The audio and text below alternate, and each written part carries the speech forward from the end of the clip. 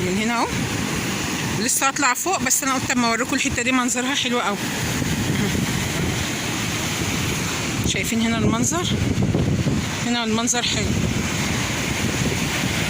انا قلت هطلع فوق بس قلت اما اوريكم الحته دي. هنا الصخور وهنا الزاويه دي اهي.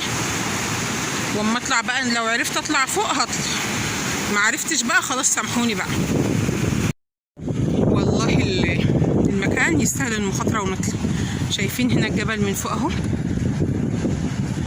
وهنا ده الميه، واحنا هنا برضو في زاويه الجبل اهي. بصراحه كان شكله جميل قوي. شوفوا هنا في قاعده عربي كده، وهنا بس هنشوف بقى نعرف نعدي الناحيه التانيه ولا لا بصراحه، لان انا مش عارفه. تعالوا لما نشوف كده نعرف نعدي ولا هو ده هيبقى اخرنا. انا مش عارفه بصراحه، بس انا قلت اخدكم معايا عشان لو جرالي حاجه تبقوا انتوا معايا في الموضوع يعني.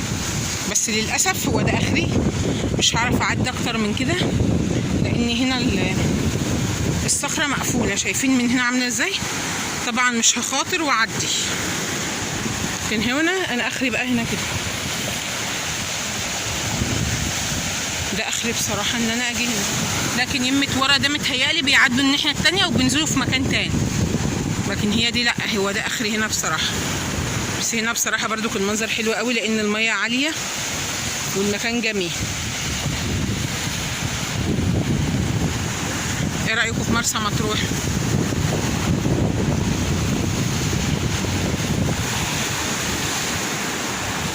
يلا بقى اشوفكم في فيديو جديد. والنهارده احنا في شاطئ ايه؟ احنا النهارده في شاطئ ايه يا عبدو؟ عجيبه. احنا النهارده في عجيبه. يا رب الفيديو يعجبكم. هو كله تصوير على البحر وكله البحر، بس احنا حبينا نغير من شغل المطبخ والكلام ده. يا رب يكون الفيديو عجبكم. كده بقى اشوفكم في فيديو جديد. بس قبل ما تنسوش تشتركوا في القناه وتفعلوا زر الجرس عشان يوصل لكم كل جديد بعمله. ومعايا هنا كام يوم ان شاء الله كمان في مرسى مطروح، كل حاجه هعملها اصورها لكم وانزلها لكم باذن الله. شايفين هنا المنظر يستاهل بامانه. شايفين هنا كده بقى اشوفكم في فيديو جديد، ومع السلامه. حطوا لايك وكده مع السلامه.